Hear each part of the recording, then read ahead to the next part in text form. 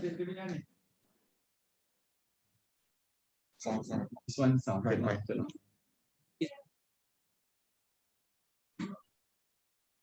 Thank you. Makes me nervous.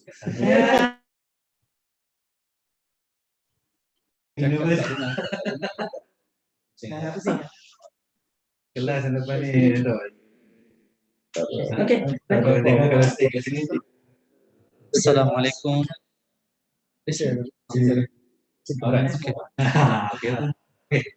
Assalamualaikum warahmatullahi wabarakatuh and good morning everyone.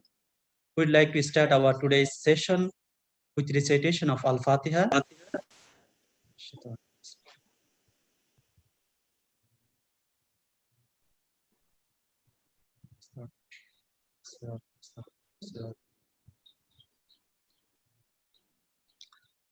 I'd like to introduce with our today's honorable guest. Today's session will join already Honorable Professor Emeritus Tamsri Dato Zulkifli Abdul Razak, Rector of International Islamic University, Malaysia, Dato Hamidon Abdul Hamid, today's honorable speaker, and Dr. Lihan Naborhan, Director, Office of Knowledge for Science and Advancement. I'd like to invite our Honorable Professor Emeritus Tamsri Dato Zulkifli Abdul Razak for his introductory speech. Thank you very much. Bismillahirrahmanirrahim. Assalamualaikum warahmatullahi ta'ala wabarakatuh. Brother Rusnani, Brother Dato Hamidon, Dr. Liana, colleagues, brothers and sisters. I am indeed very delighted to be here with you. We have got a small hitch that we need to do some testing, and that was completed this morning, Alhamdulillah. So I'm happy to be here with you because I wouldn't want to miss this long-awaited talk that has been organized for a long time, but we are not able to execute it until today. Certainly, I think this is an occasion for us to use towards the end of the year to somehow rather use this talk to strategize and put our position early next year in year 2021. Yeah, I want to give the background to this. I think for the whole of last year, we have been working very hard, particularly in the context of Liana and the Office of Knowledge for Change and Advancement, to restructure the university moving forward as to how we're going to make major changes as far as curriculum, pedagogy, and indeed the whole setup of what the framework for education or for academic progress would be like. Yeah? We have completed, and I think some of you would know, what we call the Sejahtera Academic Framework. Inshallah, we'll be launching it early next year, so that this will set a kind of a new platform for us to restructure and wherever possible enhance the dimension of education moving forward. Yeah? It is in many ways transformative, and therefore the talk that Dato Hamidon is going to give today is indeed very, very relevant. How do we view this transformative education, particularly in the context of community engagement? Community engagement is the other dimension that I think SAF is very clear about, that the students do not just stay within the lecture halls and the environment of the building and neglecting the garden of knowledge and virtue, as it were, because I thought there's another part of the classroom that we really need to enhance and make it real as far as learning and education is concerned. So this talk today in many ways is very relevant. I can say that it will give us a kind of a pathway how to move forward, given the experience of Dato Hamidon. I've heard you speak, Dato, to the Kuliah of Education and Management Science, where you relate amanah, maqasid, and even sustainable development in a context that I think nobody has articulated the way you have done that. So I'm very pleased to be here, and I'm very pleased to learn, and I also am very pleased to share the information that we've got together. And I hope you will take this opportunity to clarify whatever doubts you've got from a very experienced person, so that we are clear next year when we move ahead. There's no more kind of skepticism or negative thoughts that we are moving in the wrong direction, or something that you think it is not right as far as the university is concerned. From my point of view, nothing has changed. The very fundamental of the university still remains, but what we are trying to do is to open up other doors and other windows, as it were, so that we can be on the reach of the Rahmatan Lil Alamin that we talked about for a long time. Yeah, the Rahmatan Lil Alamin is a big commitment that we make. We cannot be talking about Rahmatan Lil Alamin and still remain in Gombak, or still remain in Malaysia, or still remain in some part of the other world. We need to be there in the context of Rahmatan Lil Alamin. And this is, I think, the understanding that we want to bring forward. And Alhamdulillah, I would like to share you a piece of good news. Last night, we were contacted by United Nations University. We have submitted 7 proposals for their recognition award. 11 proposals for their recognition award last year, and we won 8 of that. So I think that's a momentous event. They told me that nobody has won as many of these awards in one go, and yet IUM, the Islamic University, the youngest of the RCE, have managed to do it in over just a year. So these are evidence that we have the capacity to do it. Unless we have the will to do it and work together, I think this will not be able. We will not be able to achieve it together.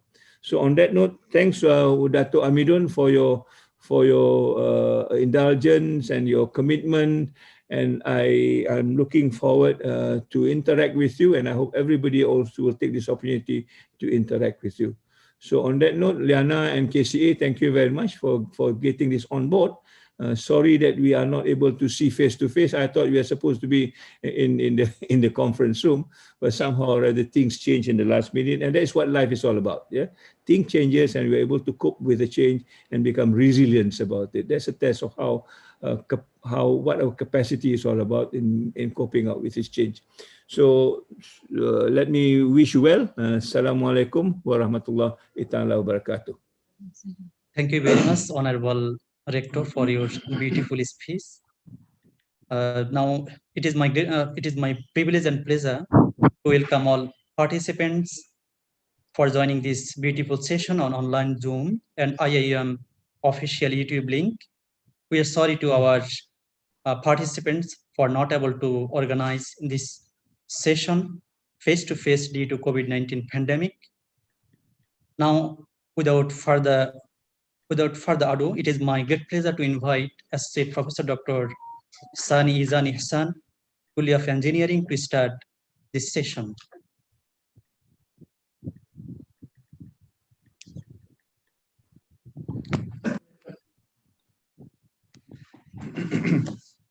Bismillahirrahmanirrahim. Thank you, Brother MC, Brother Hilal, from a master student from KIRKHS. Okay, Honorable Prof. Emeritus Tan Sri Dato Zulkifli Abdul Razak, Rector of the International Islamic University, Malaysia. Of course, Honorable Dato Abdul Hamid, speaker for today's session, and all participants. Somehow then we have to, in the last minute, then the session will have to be made on Zoom. I think on behalf of the organizer also, I think we would like to seek apology for the glitches because of the makeshift arrangement. We have to do a last minute rearrangement. Okay, and all colleagues in the Zoom and YouTube. Okay, Alhamdulillah, praise be to Allah for giving us this opportunity to be present in this MURABBI talk. I think series number 3. Which is the last one for this 2020. Okay, and the title for this series is Transformative Learning Through Community Engagement. Okay, before we go further, let me first introduce a bit about our speaker. I believe most of us know him very well. Okay, Dato Hamidon Abdul Hamid, of course, nothing new to IUM. He started as a lecturer in CELPAT in 1990. And then from there on, since beginning 1991, then he was given various leadership and administrative roles from 91 until 2017. When I look at the CV, then it's a continuous responsibility that have been given to him then. Among others, and of course, directors in various offices including the Sultan Haji Ahmad Shah Mosque twice, and also Censor and several others. He was also our Deputy Director, Student and Alumni Affairs in 2005 until 2009. And he is currently an academic fellow at the Department of Fundamental and Interdisciplinary Studies, Kuliah of Islamic Review Knowledge and Human Sciences. And of course, apart from this formal academic and leadership role, Dato Hamidon is also well known in continuously active in many voluntary works and community services, service activities in and outside the campus. He has done many community engagement and services in various community in Malaysia as well as outside Malaysia, including like Cambodia, for example. Organizing camping activities, of course, that I remember that very well because I was involved also in some of the activities among staff as well as students. And there are many other activities, and as I think he will share in his talk today, inshallah. So in a way, then community engagement and outdoor activities is nothing new to him, and hopefully then he can share with us, and this topic is very much suitable for him to share, inshallah. And now moving to the topic of the discussion today, the term transformative learning may not be familiar to many of us.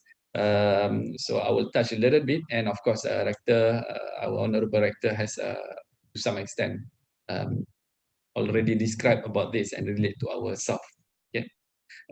By definition, transformational learning is the process of deep, constructive, and meaningful learning that goes beyond simple knowledge acquisition and supports critical ways in which learners consciously make meaning of their lives. Okay, as the definition implies, transformational learning often leads to profound changes in thoughts, feelings, perspective, belief, and behaviors because it is a radical shift of consciousness that permanently alter our way of being in the world. Okay, so in other words, through transformative learning, the person is not only transformed in terms of the knowledge or cognitive. We are well, I mean, as an academic staff, and we know about this cognitive domain, which is on the IQ. But most importantly, it also affects on the other domains, which is affective domain, as well as personal behavior of the person who is involved in the learning process. Okay, and of course, as mentioned by our Honorable Rector, this is very much in line with the Sejahtera academic framework that is being recently formulated and adopted by the university, with the aim to produce balanced graduates and the students and staff with the characteristic of khair, Khalifah, Amanah, Iqra, and also Rahmatan lil Alamin. Okay. In a way, cognitive domain, in many cases, is easily achievable through normal classes. Okay. However, it is not the case for the other domains, especially the effective domain and as well as behavioral change, which require more reflection, more interaction, and what we call this more in a way than informal interaction between the students as well as the person that is involved. Okay, so definitely this cannot be achieved through formal classes with academic staff, but requires also contribution from other members in the IIM community. So in the Sejahtera academic framework, then we lay out this in terms of what we call this non-formal student life interaction. So it involves beyond the academic staff, non-academic staff, the support staff, technical staff, all members in the IUM community. And therefore then what we call this to achieve this transformative learning, then it goes beyond the class setup. And with today's talk, then of course, inshallah, Dato Hamidon will enlighten us on how even the community engagement beyond IM community can also contribute and enhance in terms of this in achieving this transformative learning. So I think without further delay, then I will pass the floor to Dato Hamidon. Okay. Thank you very much, Sani and Brother. Assalamualaikum warahmatullahi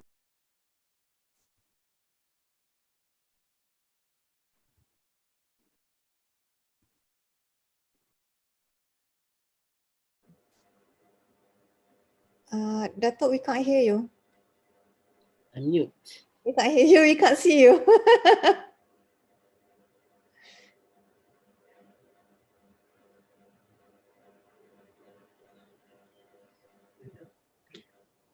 Okay, Assalamualaikum warahmatullahi taala wabarakatuh.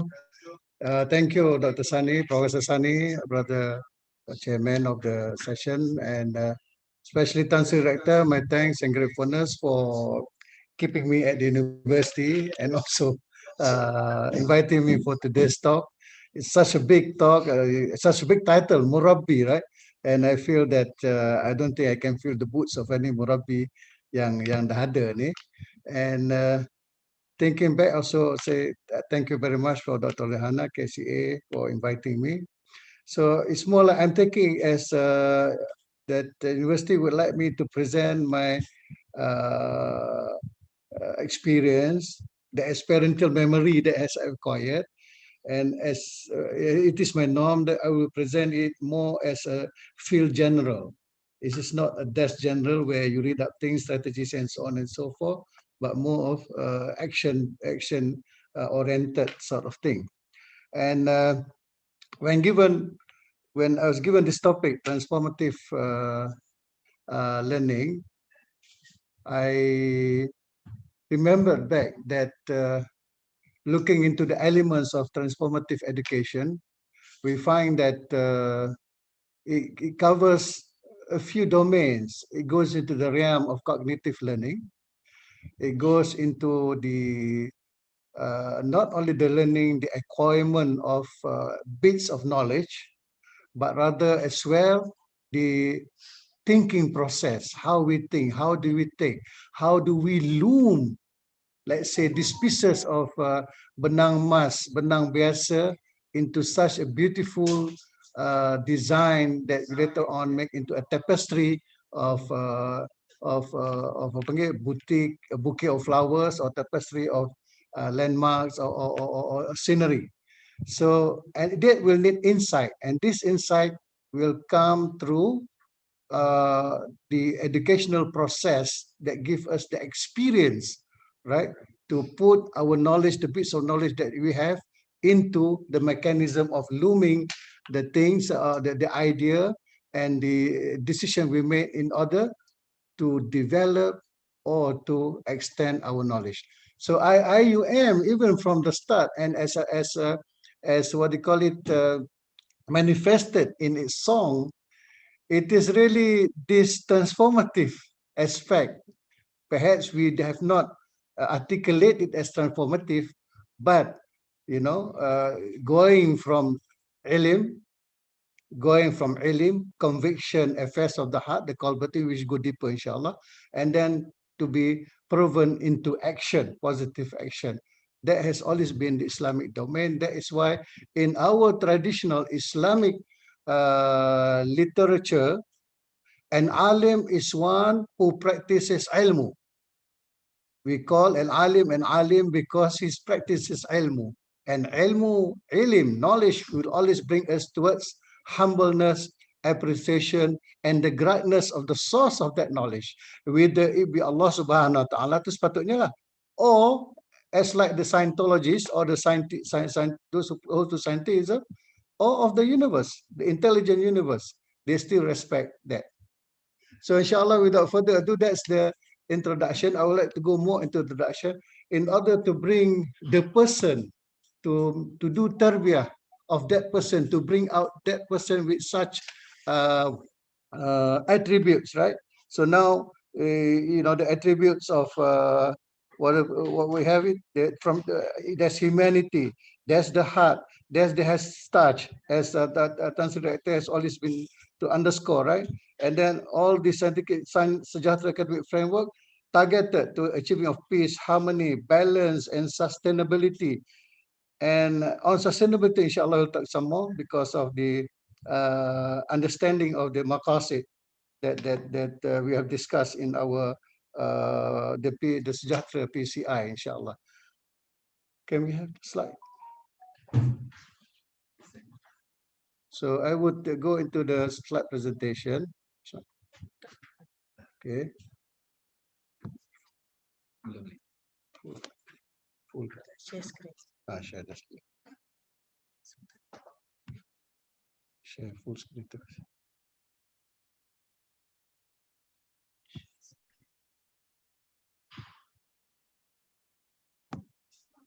Okay, full screen.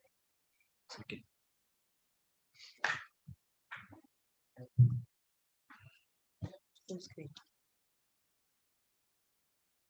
Okay. All right. Thank you very much, brother. Right. So I tried to put in something into slides of my ideas. So my presentation today will be moved into the contents and introduction we have done. And there's an agent method that we need to do. Transformative learning, what it is. As I said, this is not going to be an academic, what do you call it, deliberation. It is more of on-the-field deliberation, community engagement, and the way forward might be a bit, we'll stress on that more, inshallah. Okay, in the introduction, I was saying that we do realize now, right, the world is suffering. All of us know it. Even our Selangor has already been the past 6 months about 4 or 5 times the water supply and so on and so on. We know this is what and our alim and ulama and our ustaz has been saying, zahar al fasadu fil barri wal bahri bima kasabat aydinas, that evilness and destruction has become widespread over earth and the sea because what has been acquired by the hands of man, right? It is the men have done this. Pollution of the land, deforestation, pollution of the water, right? The world is suffering. What about people? People we see around us, you can say, we in Malaysia, alhamdulillah, we don't feel that much, right? But if we go around the world, there's war, right? The destruction of Syria, Iraq, and a lot more places. There's hunger. There's non-potable water. There's poverty. All this sort of thing. These are what our world is coming to. And now we have the pandemic, and it's bringing a lot of countries to their knees now, right? And now there's a new strain that even London today is started its lockdown, and some in the US, LA, the emergency services said they're up to the full now. They cannot accept anymore. So the world is suffering, and the people are in suffering. Right. What about the future? Right. So most of my reading on the future is apart from the book is from Michio Kaku, and what I'm saying here is that for the future, the scientific development is exponential and not linear. In 1965, when the president of IBM was asked, will this computer be of use in the 21st century? Quote and unquote, Michio Kaku's book said that, yes, it will be very useful, but it's only about 5 to 6 giant organizations or countries can afford to have that. Because he thought the scientific development was linear. And then come the semiconductor, and then come the chips and everything. And now you have it. So in 2030, in this talk, Michio Kaku was saying that by 2030, the microchip will cost about 10 cents or maybe less. So in the book Physics of the Future, he mentioned about the development in genetics engineering, in nanotechnology, in robotics, in laser technology, in biotechnology, genetic engineering. So on the left, you have the non-halal meat, tissue-grown food in the lab, meat. Where do you want to slaughter it? And this is something serious because I think this week, end of this weekend, Singapore, there's a restaurant in Singapore that's going to have its launching, right, of the first tissue-grown chicken meat, right? So you have burger from this chicken meat, and then you have what about nanotechnology, right? What about nanotechnology? Look on the left, the blood vessel. Look at that nanobot, yang macam lipas tu, just like the cockroach. That's the nanobot. So all these things, right, is possible. It has been done in the lab. It's now a matter of making it cheaper and to make it to be able to be used by people. For example, your Android handphone now, your Android handphone, which you can buy at the cheapest around 298 ringgit, right? Which is not even $100. It's only about what, 50, less than $50. Okay, it's about $50, right?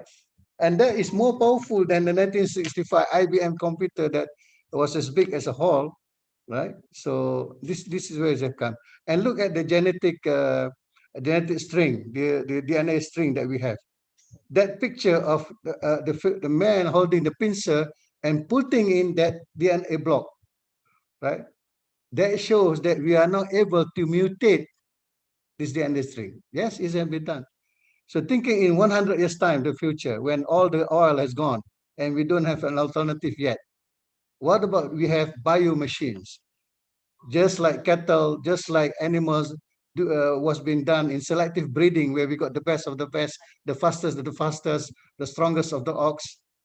Selective breeding, you get the best of the female X and Y chromosome. I can do that now in a few minutes or in a few seconds, right? On the mutate the gene that I have, and when they grow up, I will have my boy with very strong shoulders, very big muscle, and can carry 1 kilogram on the right, 1 kilo on the right, on the left. Why do I need the, what they call it, the lifter, the fork lifter? You just need to give him food. And then robot in the future, look at robot, the AI, artificial intelligence, how it's come out. So this is the world that we're coming into, and we are building this new people, this new people who's going to come out and live in this world. Mind you, there is the exponential development, scientific development, but the development in the ethical aspect of the people of human being is not as fast. It's not together, right? It is not. It is very slow. Even in our Islamic world, the artificial meat, we still have a problem of whether it's halal or haram, right? Some say haram, and some say no. We have to think again, right? About nanotechnology, where you can have nanotechnology, when you can have, sorry about that, where you can have, what they call it, nanobots being injected into babies, and these bots can be controlled in order to take care of infection, or if the baby cut its finger is being cut off, it can seek stem cell and plant the stem cell in the finger to grow a new stem. They have done this with lab animals, with mice and so on, growing back the limbs and so on and so on. And still, our ulama is not that, because in fatwa we are saying that we will not discuss about theoretical things. When the things come, only we will discuss. But this is already there in the lab, and they're going to implement to the human being later on. Like it or not, it's going to be there, because this is the purpose of science. Right. In this background, there is an urgent matter, right? That we in education must take up the task of graduating, producing citizens of the world, because we cannot have, in this globalized world now, we cannot have just citizens who be. You all right? Can you all hear me now? Brothers and sisters, boleh dengar tak? Yes, we can hear you, Dato. Okay, all right. So because of this globalized world, each and every one of us, we are not like that people in one island where they want to seclude themselves from the others, and if anybody comes close, they will just kill. They will not allow any visitors. We don't have that, right? So we will be, like it or not, global citizens, and we want to have this citizen able to deal with today's complex world, right? And its complex problem. It is a complex world. Look at it in whatever field. Fukuyama talks about the governance and the collapse of government all over the world, right? And then people like Noam Chomsky is talking about what they call unilateral or hegemony of the superpower. And now you have China, and China is bringing out the Bitcoin now. In China, the yuan is using Bitcoin now. It's on Bitcoin, and China's renminbi is based on the gold, whereas the US is based on the fiat money, and half the world is on fiat money, half the world is gold. There's already a world war in the currency, in the gold thing. You just need to read Neil Kinnan's global collateral account. So things are like that now, right? It's all connected to one another. So how can we have our graduates yang kita tengok sekarang ni, keluar pada SPM, masuk kita punya apa orang panggil, masuk our they enter our preparatory, our foundation, and then come into that, and after 4 years they graduate. Do they have enough? Not only the bits and pieces of the knowledge, but the insight to connect one thing to another, the thinking, right, and the sikap or the worldview, and also the attitudes towards things. So we need this sort of people now. And as mentioned here in Halupa, Colin Halupa of Baptist School in, I was just quoting her, global citizens able to deal with today's complex world and its complex problem. Right. Then we come to transformative learning. In the 70s, you have this Jack, a lot how to pronounce it, you know, belik lidah, so you go into the British, the Brits would call it Met Zero, and then the American Met Zero, and the Meziro, and all this sort of thing. But anyway, he was saying that you need something. It is a process whereby you will be transformed in your belief, in your worldview, right? In basic thing you have thought that is the truth, right? But you change, right? Because of certain incidents. One of it is a traumatic experience. But he also mentioned that it can also occur when you have a higher thinking process, which is the reflective thinking. So he put it as is the process of affecting change in a frame of reference. It's a change, not haphazard. No, it doesn't occur in chaos, but in a frame of reference, and it includes the mind habits, the way you think, as well as personal viewpoints based on your belief and attitudes. An example would be, our belief now that there is a certain magical factor in the custom of, let's end our meeting with Surah Al-As. So we say Bismillahirrahmanirrahim. Wal asr in itself was illa allazina amanu wa salat wa tawasaw bil sabr. Looking at the practices in the hadith, if anyone can find, please give me the the source. I think that was not a practice of the Prophet and the Sahaba at that time. But anyway, is it, yes, it is still permissible and so on and so forth. And then we end with tasbih kifara. Subhanakallah bihamdik nashhadu an la ilaha illa anta nastaghfiruka wa natubu ilayk. The problem is that as Muslims now, most of us are going for the form. So when we say that tasbih kifara, then that is done. We are now okay. We are now pure back, macam ketah putih, just like a clean cloth and so on. And then we go outside the meeting, we start again. We start backbiting others. We start putting the professor is talking something rubbish inside, you know, inside the Senate, for example. So why does this happen, right? And also we're saying, well, us, and we know for sure our next meeting we're going to be late by 10 minutes. So where is that spiritual part? Where is the ruh of the verses that we read? So this is why, you know, if this is there will be a change of attitude, because now we have gone through, let's say, a reflection that when we read Well Asked, we shouldn't waste time anymore. It doesn't need Masih Iki Imai to tell us that the greatest muda, the greatest wastage of the humankind is the wastage of time. He said, you don't believe me? You go to Gemba Kaizen, go to the workshop, stay in the Kaizen circle, and you see how people waste their time. He put cost to the clerks who have to walk for a few seconds to go to the printing machine after they type on the computer. And if they take 3 or 4 seconds, 10 clerks multiplied by 10 every day in a year. I've done the same thing for the top management when there were 6 of those in the top management. And I've come to the value of about 2,000 ringgit plus per year of wastage if that top management is 10 minutes late. Tan Sri, your top management is 8 orang. And the Senate, 50, and professors, senior professors, 10 minutes late, how much if you take that one as putting the cost? Their salary divided into time. So if you start to think about this and reflecting upon it, inshallah, there will be a change. You say you don't want to waste anymore, you come earlier and not waste the time of other people. So is the case.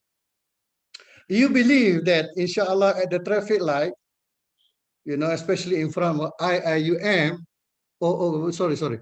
Before that, I have to right now say that I apologize if my words, if what I'm saying, my ideas that I throw would offended someone or someone feel very hot about it. I apologize right now, right? Because this is a field general talking with his heart, right? Tak general pun tak apalah, corporal. Okay. I always watch. I realize that at the traffic light in front, when we want to turn right and get into the gate, right?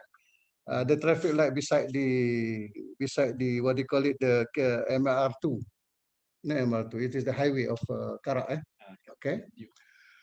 Now I notice at that light, people are cutting from the left, and some of them are our staff, some of them are our brothers or sisters or friends.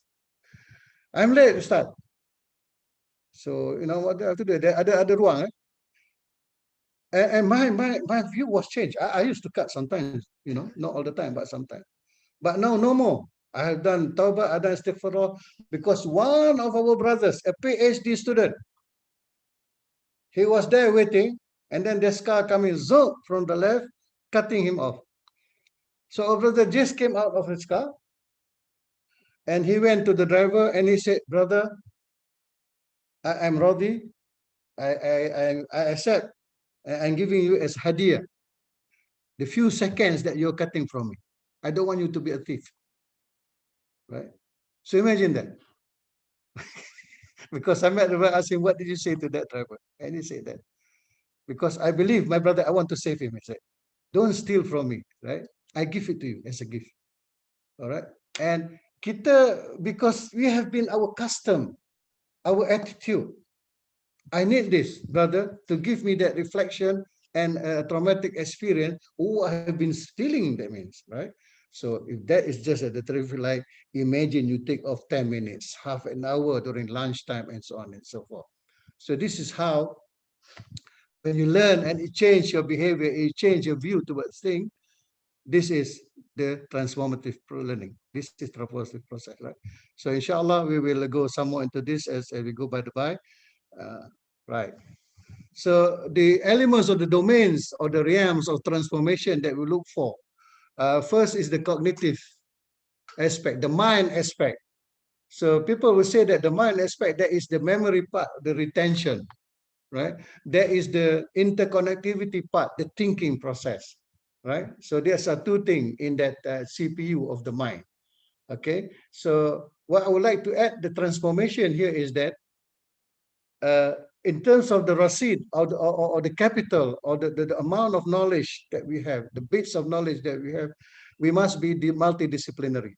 It is not enough that we are specialized in our world and then we don't look the way around, because to be a man of sejahtera, to be insan al-kamil as exemplified by our Prophet Sallallahu Alaihi Wasallam, you have to have your specialized knowledge. You also have the other knowledge that will help you hold to the rope of Allah Subhanahu wa Taala and hold to the rope of people. Because without holding to both, duribat alaihim zillah, they will be hit with lowliness. You have to take care of the two ropes, right? And then, of course, like I said just now, the reflective thinking, right? Where you will think and you see the relation between two bits of information. You can make you have the insight, right? So that from it you can make use of that. Then because of that, you already will know that what is good, what is bad, right? What is good, what is bad. What is beautiful, what is not beautiful. What is good morality, what is bad morality. Integrity means this and this and this and this. This is all in that. And you have your thinking in there as well. But if there's no effect in this realm, the realm of values and morality, in education they call it the affective part, the realms of emotions and attitudes, right? If there is no conviction, this is the affair of the hearts. If this is there's no conviction that this should be taught to, these are the values and the morality that we should hold to. And as we talk about it, as we say it, we should also believe in it, because it's going to be manifested in our action. If you're saying that, brothers and sisters, backbiting is something is very bad, and telling slanders, lies is something that will destruct our own community and so on and so forth. But it doesn't go to your heart that you believe that, this is the thing we are saying just now. If you don't believe that really that backbiting is like eating the dead flesh of your brother, I don't know how you can believe, because that's Quranic, right? So even you cannot believe in the Quran, why are we still doing it? See, so then here we need that transformative event, so that we realize that our heart has not accepted yet. We don't have that real taqwa, right? We are still saying with our mouth, but inside us there is no real conviction that really it is eating the flesh, our dead people. See what I mean? So emotion as well, the control of emotions, how we are anger being changed, right? First you start with anger, and then you become revengeful. Al-ghadab, al-hiqd, al-hasad. You anger, you become revengeful, and you are jealous of anything. Your brother got the professorship, you are angry why you didn't get it. It's already been 3 years already. Right? And then inside there you become revengeful. Sometimes you are you don't the revenge is, you don't know where to go. You know, you want to go against MSD, too big for you, so you have jealousy towards the brother who got the professorship, and in the end you are doing zulm, right? So the effective side of conviction must be there. Then it has to be translated. No two ways about it. If you're good inside, it will be translated into your behavior. Intra behavior, you and yourself. You'll be good to yourself. You will take care of yourself, because you know this is amanah Allah subhanahu wa ta'ala, and you want to have your relation with Allah subhanahu wa ta'ala, your taqwa to becomes not because Allah, you're afraid of him or his punishment, because Allah is your creator and he loves you. So this is a relation of afraid of someone who loves you. So what is the most frightful thing, the most fearful thing between two lovers? Brothers and sisters, when they don't meet. The possibility, the risk that they don't meet. So if you love Allah subhanahu wa ta'ala, I love you, the most thing that you fear, the most fearful thing to you is that you will not meet Allah later on. So this is your intra to Allah subhanahu wa ta'ala. This is the realm of the ashiqeen, those who long to see Allah subhanahu wa ta'ala. See what I mean? And then because of that love to Allah subhanahu wa ta'ala, and you know Allah subhanahu wa ta'ala wants you to love the rest of his creation. So I couldn't understand why people are so sakit sangat, ya, so teruk sangat orang Melayu ni when somebody say babi. Even my children were taught in school, don't say babi, say biba. I was in Sudan for 9 years, and for the Maliki, there's no najis mughalladha except for the bekas, for the one that the dog, what they call sip the water from, right? Not the dog. This is the bekas, because the hadith said that way. Literally, they take it. So for them, these are not najis. That's why you see pig skin shoes taken, pig skin pig skin bag already there in the Maliki world, in West Africa and so on, right? So I couldn't understand. So in that it needs understanding, right? So your transformation would become, right? For example, Rasulullah sallallahu alaihi wasallam, do you think he was tolerant of the Christian and the Jews in Medina, or he's on the attitude of acceptance? He accept that they will be different. They will be follower of Jesus. They will be follower of Musa and Isa. They don't want to become the followers of Muhammad, although the truth has been presented. But these are also his citizen, the Zimmi. Does he have a tolerance? You're wrong, but I tolerate. But I accept that you can be different. Right? And my job is to try to convince you. That is why Rasulullah SAW always balighu anni walau ayah, and also the practice rahmatan and alamin is behavior, because he has to be the proof, right, that he is the best. He is from Allah subhanahu wa ta'ala. He was from Allah subhanahu wa ta'ala. And by that, they convince the people through their mind and through their hearts. So this is the domains of transformation that we want to see. Just a pit stop. Dalam kita duk pergi berlumba laju-laju ni, through the world we have this and that and that. Just a pit stop. We look back in some of our deliberation of our ulama. We find in Al-Ghazali in Ihya al-Muddin the concept of this al-ard, something that is arid, yeah, that is arid. It is a passing attribute. For example, right? You become sad, right?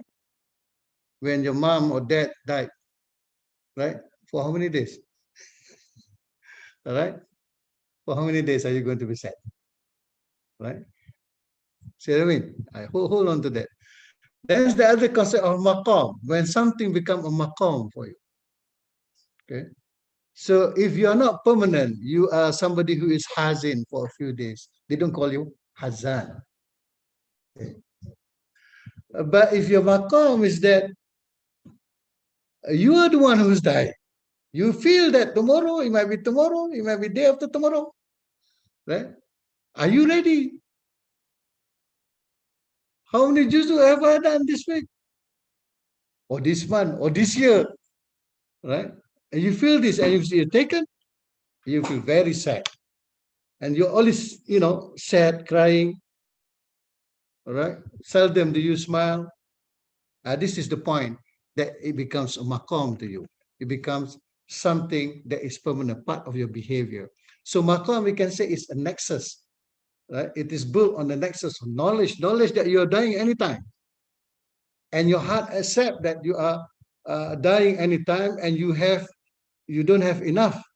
As when you read the hadith of Rasulullah SAW, al-kayasu man dana nafsahu wa amila lima ba'd al-maut, what do you call it?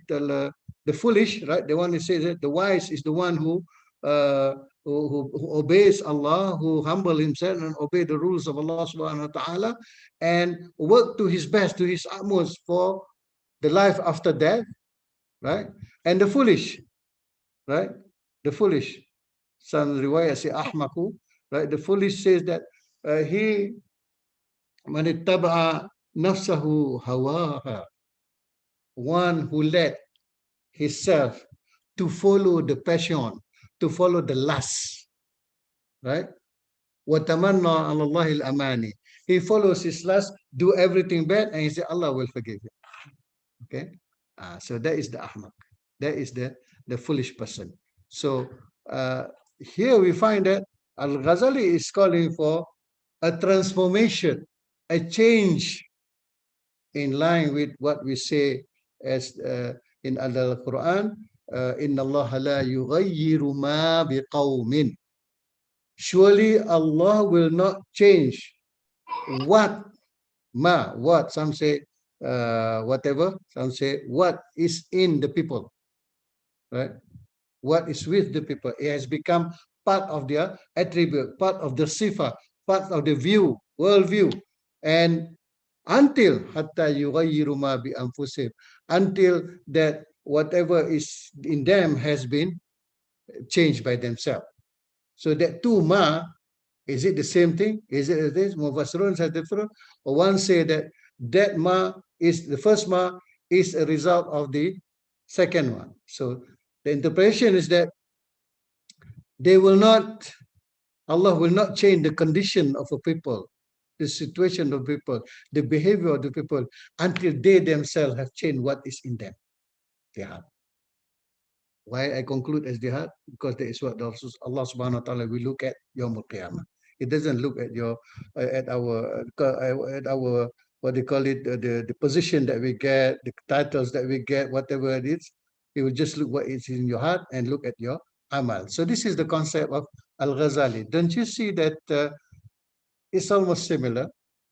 Or perhaps you go deeper when we go into the Qalbi aspect, and you can read the Tansri and his team has done in OSIM, the Qalb leadership and so on, the aspect of Qalb. It will give us an idea of how I think our heritage has, Al-Ghazali has a wider aspect to it, and also he has proposed, I'll tell you later, he has proposed some of the ways, the techniques, how to achieve this, that it becomes a maqam, whatever attitude, whatever sifa, whatever attribute that should be their good attribute, and we become part of it, right? So another simple example of maqam is that, wallahi ya akhi, the man is real. He's a worshipper. Musalli, wallahi, jad, musalli, ya, musalli. He's still a worshipper. What does it mean by that, right? So you ask them, they say he's a worshipper, one who has a lot of kathir as-salat, that a lot of salat, but also his salat, just like Imam Shafi'i, he was called Qiyam al-Layl, one who really stand in Layl, Qiyamul Layl, one who really stand in salat prayer. So a student asked him, this is in his manaqib, right? A student asked him that, well, I would like to spend 3 nights with you, Sheikh. So the Imam say, all right. So he spent 3 nights with Imam, and he knows the Imam woke up at a certain 2/3 of the night, but the Imam prayed 2 raka'at, Imam Ghazali prayed 2 raka'at, and he just lie down and moving his fingers and looking at his fingers. So after the 3 nights, he said, Sheikh, you are known, well known as the Qayyam, the one who stands in prayer. But I spent with you 3 nights and you only do 2 rakats, right? He said, yes, but you know, I'm praying, but my mind is still engrossed and I have to think about it. Allah subhanahu wa ta'ala said, La uqsimu bi yawmil qiyamah. You swear by the day of Qiyamah. Is Qiyamah small or big? Qiyamah is big. It's bigger than death. Qiyamah is going to decide whether forever you are in despair and pain or you are in ni'mah. Right? First is the first stop. But Qiyamah, for life after that. Right? So, La uqsimu bil qiyamah, wa la uqsimu bin nafsil lawwama. Right? And swear also by the self that is all the conscience, the self that is always telling. And this is big because that conscience comes from your ruh. And your ruh has been collected and Allah has asked, Alastu bi rabbikum, and the ruh has said, Bala. The ruh knows Allah subhanahu wa ta'ala. This is big because this is one you're going to bring back to your kampung Jannah. Right? So, ayahsabul insanu allan najma'a. So, this man thinks that, insan thinks that we are not able to collect his bones, right? And put it back. And not only put it back, it's going to be better because when you wake up from your grave, you're going to be 30 feet tall, as they say. This in eschatology. You're going back to Qiyamah, you'll be about 30 cubits tall, just like the original man. Jannah is very big. You need big people. Ayahsabul insanu allan al-ma'izama. Allah himself answered. Right? Does man think that we are not able to collect his bone? Allah himself answered. Surely, bala, qadirina ala an nusawwiyah. We are able, we have been able, we are still able, we will be able to perfect his banana. Banana is the end of the fingers, the first part of the finger. This is banana. This is already asabi, right? This is banana, okay. The end of the fingers. So Imam woke up and spent his night thinking about what's so special about this banana. And his great mind, great mind. right? Of course, we couldn't get. Now we know. No single person, even identical twin, has the same fingerprint. That is the thing that we see physically. We did not know yet the whole thing that can be done. Okay, there are a lot of things that we do not know. Don't you know that people can poke the coconut, just poke the coconut and get to the water by the fingers? There are people who can do that. Stanley recorded this is one of his superhumans, and that's a guy from Perak. Okay, send this guy from Perak. So there are a lot of things we have not known yet. And this is one thing. One thing I would say that, you know, one thing about one of the things, yeah, that we should say that we have this empirical knowledge, but we know between the empirical knowledge or the knowledge from the empirical science, we also have the revealed knowledge, right? So the one in between the revealed knowledge and the empirical, masya Allah. Okay. Apa ni Ustaz jadi macam magic? Are you talking about magic and sihir, Ustaz? Brothers and sisters, especially those who have physics and so on. Have you been into quantum physics? When you go into quantum physics, the subatomic level, everything is alive. The quarks, yeah, the thing smaller than proton or neutron, this thing, they are moving. Right? Is that the natural law? Yes, that's the natural law, true. But Allah has put it in there. Right? So, are you sure that you are flesh? We call it flesh. But if you look through the X-ray, the X-ray equipment, can you see the flesh? You don't feel the flesh. When you look through the infrared, can you see the flesh like this, or you see colors? The interpretation. Are you sure you are this flesh and bones? Are you just waveforms, and that interpreter in there, they interpret this waveform? Or this is something okay. This is the point that I'm saying, the science and also the thinking about it. So this is from the Islamic, the Ghazalian viewpoint at this, and I'm sorry that it might sometimes be a bit different than the fuqaha and perhaps some of the other, because I'm going to come into the other parts. Right. So that is transformative learning from the Medero and from people after him like Lang and others, and even Halupa herself. I took out Halupa because reading it, she was writing the article on transformative learning. Are we ready for it? The faculty and the students. She wrote it for her university. Okay, so it's basically more lebih ni dengan kita lah. All right, community engagement. Here, when we go into the literature, they divide it into community service, community engagement, community transformation. As simple as community services, anyone can do it. Brothers and sisters, just like this brother who explained to me what Lestari was all about long time ago at Masjid USM. I like to tell the story, right? When Tan Sri Zul at that time was the Night Chancellor. What intrigued me is that the buy-in that the USM was able to do at the faculty, whereby even this brother who swept corridor dekat Masjid USM tu, I know about Bestari, but then this is Lestari. I said, Adik, what is this Lestari? Because there was poster and bunting. I think there was something like a mini exhibition at the tempat masjid tu. And he said, okay, abang tunggu kejap, dia habiskan sapu. So after that, he explained to me sampai asar, from Al-Lepas Zuhur sampai asar. Alright, not a lecturer, not a pegawai. Ada sembang sikit-sikit lah, but at least 1 hour he was explaining about this Lestari.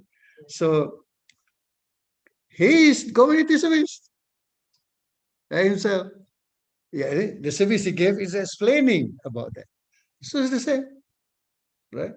Ustaz-ustaz kita yang mengajar apa semua ni, that's a community service, right? Tapi when IRK ada that flagship, nak improve that mengajar tu kepada something that becomes ingrained in the community and making belajar secara kitab ni, as something that is part of the community, a budaya, ilmu dalam community, and getting the agreement of the Jabatan Agama Islam Selangor ke Jawi ke, right? This is engagement. When you need to go into the community and see what the community is doing in trying to develop and improve himself, and you volunteer to be part of it, you send your team there, IIUM and so on, that is community engagement. Okay? So you engage with what? Here it is more serious. You have to be part of the community, feeling the beats, right, of their life, right? The political, which is usually very hot. The economic, where the people in, let's say, surrounding is in Gombak, are they self-sufficient in terms of economic? How many of them are now facing problem, right? Because of no income during the COVID era. And then are we with them in the social problem that we have? How many of those in Gombak area, the fathers are mud fit, the fathers are abuser of apa panggil, of dadah, of drugs, and the mother has to work alone, right? So these sort of things, that is community engagement. You have to be part of the community. Community transformation is when you go in and you want to improve, right? To transform them. For example, you have this, mashallah, the Gombak, it's also a flagship project, right? The Gombak district, yeah, like cultural heritage, and where we help to, in the production of sambal, in the production of songkok, anisha, and the barakah batik, and so on. If these three things, it can be built to become a brand name as wide as Telekung Khadijah, Siti Khadijah. See how we can go?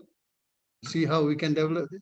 If we are able to do that, then we'll see perhaps the Barakah Batik, we have to expand more workers in there, and so on and so forth. Right?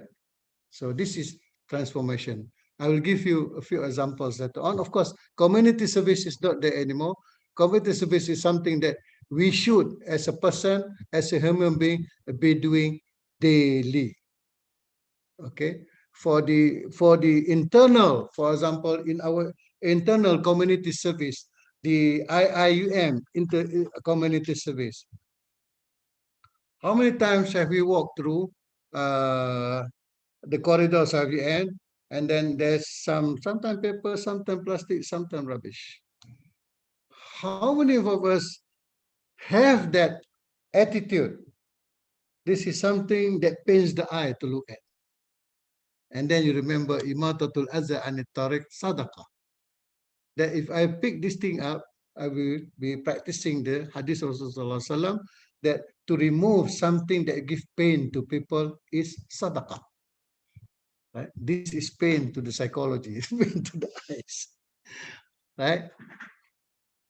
Brothers and sisters, I've seen a dead cat already kembung, bloated, and flies, and not only flies, the worms are already there. Right? Why are they not? Why is it not? Yes. So somebody dug it. Tapi alhamdulillah, in the day of mask, so you don't smell that much because you're wearing a mask. You're wearing a mask. So community service, something daily, yeah. As simple as before the COVID, if you come to prayer, as simple as community service, is just putting 10 cents, 50 cents, $1 to the box of the mosque, because that will go to help the people. That's you are doing it right. Community engagement is more serious. Community engagement will have a long-term impact and whatnot, the community transformation. And as a university, come on, brothers and sisters, how many of you memorize our IIUM song?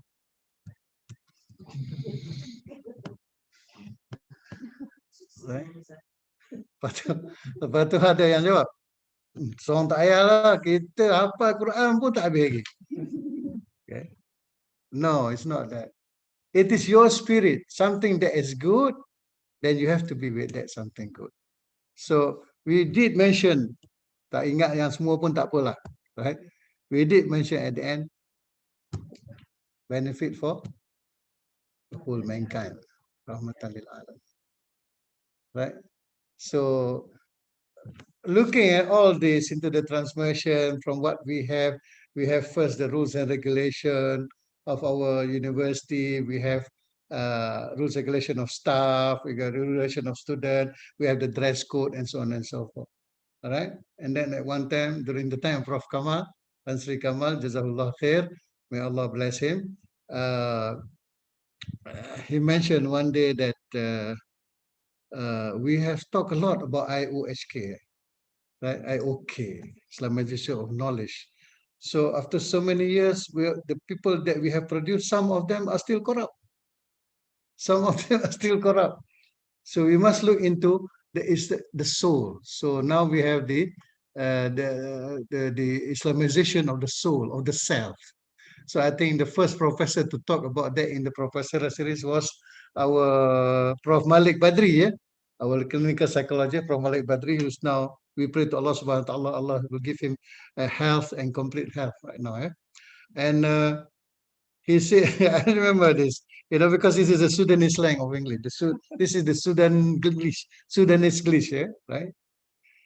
Before we do Islamization, we have to Islamize the person who do the Islamization. Wallahi. This is how it's said. Right? So this is, may Allah give him help, right? So that. And then we find that in the Islamization, change the Islamification, but the meaning is still the same. And you see that it must be made relevant. People don't see it's relevant. The worldview, the Islamic akhlaq, what we call it, the UNGS, the Ungas Kosas, right? People don't see its relevance now, right? So you have to talk about relevantization of this sort of ideas, right? And also, it seems that rule and regulation will only when people do the thing, do the breach of discipline, go against the rule and regulation, then it becomes, this is when we use the rules and regulation. So Tan Sri Kamal felt that at that time, where is the things that can be done, something to be done before it happened? So the idea of the code of ethics, I'm telling you part of this, the history of this IUM. Some of you who are new, maybe they don't know this. Or have you seen the code of ethics? So I'm telling you, brothers and sisters, that code of ethics is the spirit, right? So you have the rules and regulation, but the spirit of your amana is, I'm asking you, how many of you put the document that they signed when they were recruited by IUM? I agreed, I abide by all the rules and sign it. Your terms of reference, your job specification, have you got that in front of you? Right. So this is the thing. It's not only, in the maqasid, this is not only the sharia, it's not only the amana. What is wajib to make the wajib happen is also wajib. In order for you to know your amana, you have to be reminded, put that document in front of you in your office. Every time you come in, read it first, so that you won't forget those amana. All right.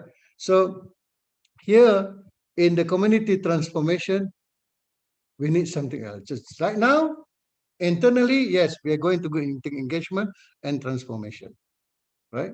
So this is the, you like it or not? Because I'm saying, I know, especially the academic, we go back. The code of ethics will be the spirit of the rules and regulation. So that is why it was done. Hours have been done to it. People have been paid for it. Those who are supposed to edit it, right? But in the end, the committee has got to go up again, look at it again, and we have to thank Prof. Emeritus Osman Bakar, who wrote the original document. Anyone that aware? Prof. Osman Bakar, who wrote the original document. And during the time Syed Arabi edited, it was edited by a committee, all right, over 3 evenings, right? And then it came up. So, code of ethics. And then when Tan Sri Rais Yatin came, there's also this transformation of we have to turn our students to be people with budi. We must have orang budi man, budiman lah bahasa Melayu. So you have the budi document coming up. So a lot of document has come out. But until now, do we have this community of people that we enshrine or that we envisage in our original document, right? So I think, Alhamdulillah, our university has always been blessed with good leaders, and we have now somebody who is, ini orang kata mengampu pula, no Tan Sri. I have looked through, right? Yes, I've been following not only you, also other Dato and Tan Sri, right? Because at one time the president asked me to look around who should be the rector of this university, right? After Tan Sri Kawan. Okay. Of course, Allah Yarham, the Tan Sri at that time. So I was going through the CV, so I was going through and so on and so forth. Let's not go into the detail. So you are always trying to make things go into to be operationalized. Make it happen on the line. Online. When you come into university, at the first instance at that gate, and this one I've already told in the Ibadah camp of our security. Brothers, sisters, you smile at the people coming in, that's sadaqah. Don't think about that this is a job and so on. No, go for that sadaqah. Well, Imam Ghazali was asked by his student. Imam Ghazali died during the daytime. So that night, his protege, his senior student, met him in a dream. This is in the Manaqib, in a dream. And he asked his sheikh, because his sheikh was neither happy, neither very sad, right? Say, Sheikh, what is the most beneficial thing that you have done for you now? Yeah. Ma anfa'u shay fa'altahu fi hadzal maqam. What is the most beneficial thing for you now that you have done? So the student was telling his colleagues that in my mind at that time, I was thinking he's going to tell me about the books, hundreds of books that I have written. Some say that Ghazali has written about 500 books, some co-authored, some not co-authored. So let's say 20% out, still hundreds of books. The biggest, of course, the Compendium Ihya Ulumuddin. And I was thinking about the thousands of students that he had. Because at one time when he was director of Nizamul Madrasah Nizamiyah, right? The Harvard of that time, orang kata sekarang, right? Or IUM of that time. Inshallah, right? His lecture is attended by not less than 300 ulama. That means some of his lecture, those who are be attending will be the professors. Associate prof doesn't have the right yet. Assistant prof doesn't have the right yet. Jangan marah ya. Itu dalam buku kitab. I mean, what we have now, we compare to the knowledge that what. So, his answer, al-istighfar al-qalil qultuhu. The istighfar, the forgiveness that I seek, astaghfirullah al-azim. The istighfar that I said, the little istighfar that I said, to him that is not that much, you know. For Rasulullah sallallahu alaihi wasallam, at least innil astaghfirullah wa atubu ilayhi fil yawmi mi'ati marrah. For Rasulullah is 100 times. For us, bila? Right? When we were with the imams, my imam, you have after that the istighfar, right? So 3 times. Kalau 5 times a day, only 15 times. You do as I hope, another. and then you have people who say, well, you don't have to say anything after salat. Finish salat, finish. Right? So these people, they do istighfar at home or while they're working. So let's be honest with ourselves, right? If Rasulullah 100 times istighfar. Now Al-Ghazali, we all knowledge all the heritage that has given us, this little istighfar that I said, right? So these are the things that we need to look back into right? And see how community transformation can help us, or community engagement can help us pull out from us that illusion yang sepatutnya tak ada benda. Tak apalah kalau kita datuk pun. Sultan yang bagi. Macam saya tak apa, saya tak perlu rasa proud. Sebab semua orang kata datuk saya sebab Sultan kesian kat saya. Alhamdulillah, Sultan kesian. I hope Allah kesian kat saya juga sebelum Sultan.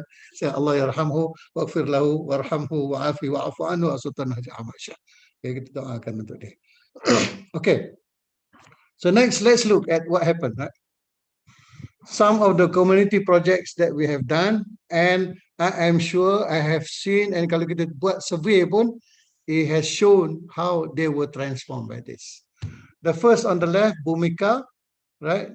These are students from the KLM, Kuala Language Management. And Alhamdulillah, look, they learn how to work together. This faculty and our faculties in Kuantan. You have the Budi Outreach Mission, right? One day they went together. The one on the right is Bhumika. This is the 2017 poster, but there's another one, the 2019, when they are together with KLM. So they did the medical and medical, what they call it, medical related community engagement, right? Brothers and sisters, you can share the happiness. In one of this Bhumika project by the Kuantan that I attended, right? Also bringing some students from Gombak. Usually we did it together at that time when things of the community engagement is being done by the university. Usually we try to make it together, same day, just different areas of concentration. So the people in Kuantan, the faculties in Kuantan were doing the medical part, the health and wellness part, and we were doing the education part from Gombak, right? The primary students education. And some of the brothers from Kuliah were also doing andragogy, which is teaching the imam over there, right? The imam over there. Some say, "Apa imam tak ada apa?" Come on, brother. The imam over there, some of the imam over there, we read, Bismillahirrahmanirrahim, Alhamdulillahi Rabbil Alamin, Ar-Rahmanirrahim, Maliki Yawmiddin. Tajweed ke apa semua, something of a problem, right? So, because most of the people in Cambodia, the male and the female, only finish primary school. After primary school, tak ada lagi dah, except for the little few, right? Women, mashallah, I would say maybe only about, now I do not know, but at that time, which is about 10 years ago, I would say only about, let's say, about 40% will finish school. The rest are habis. So you find a lot of illiterate ladies over there, right? So here is one of the community engagement project. We have not done transformation yet. We have done the bridging out knowing. So you have the multidisciplinary medical aspect, the teaching of English and mathematics at that time. All right. Then now you must think here, where is the transformative part? In our students, look, you know, our students all broke down in this one case that I told you. There's a couple who came holding hands, an old couple holding hands, right? And the wife was holding the hands of the husband because the husband was quite feeble, right? And then they sit down, checked by the doctor, and then they go to the audiology part. In the morning, check. So the audiology, they check everything. He has some, he cannot hear. So they get the tuli, he's deaf. So, but the people in the audiology department detected that there's he just need an ear, right? Kita panggil apa? Ear wax. No, the hearing aid. Hearing aid. He just need hearing aid. So after Zohor, they came back to put a hearing aid. So the hearing aid was full. This old man, white hair and, you know, very feeble, putting head, and then suddenly his head was up. And he start doing that. He start moving his head around. No, he can listen. He can hear. And then his wife bent down and whispered into his ear. And then he cried. He really cried like a baby. Everyone cried. And then the Imam, Haji Hashim, asked the wife, what did you say? I said, I love you. That was the first time he heard his wife say, I love you. Yes. See what I mean? So when the student know this, you see, the happiness that was brought, the happiness that brought tears, they were also crying. So I'm quite sure inside them, they will feel they must help people all the time, bring this happiness to the people. No more selfishness. All of them will become selfless, and some might even become altruistic in the behavior. They will prefer others over themselves, right? So this is the experience for us, and I can tell you, during that many years, I was with Sanserv or Budi or UCTC or whatever you want to call it. For me, the name is not important, but the things that are being done there, right? When we went out, we see students being, they will learn things, right? So the community transformation. Now we go to I had a very good opportunity to be invited for one good friend, yang berbahagia Professor Dato Eileen Tan Shao Huai from USM, who has successfully done community engagement project and still doing. She was mentioning that now they are training people in Sabah. They have done people in Malacca, in Johor, in Langkawi, in Perlis, of green oyster. We have an almost identical project in Penang at one time, right? Our Innocent, which is siakap growing in nets in Sangkar, but that one was stopped. But anyway, in this program transformation, she has brought changes and transformed the life of fishermen communities in the areas that I mentioned just now. So now you imagine about fishermen in Kedah last time, yang tak ada boat, yang ada boat kecil, naik basikal lah, habis sangat naik motor lah, right? Now those families are the transit Hilux, Triton, because to carry out the product. Last time the children go to school with no pocket money. Now RM2, RM3, right? So transform the life. And this is where I said, I interviewed her and she said, what is transforming them is the knowledge, the multidiscipline. Now they have the knowledge of protecting the environment as an ecosystem. And to ensure the sustainability, they need pure water and so on and so forth. And then there's also the awareness of their role, right? In the 3 pillars of sustainability: people, profit, and the planet, right? Then there's an increase in leadership, commitment, responsibility, and confident, and open to ideas, and acceptance of outside partners, because USM is outside, and Eileen is not a Melayu, and Kampung is a Melayu.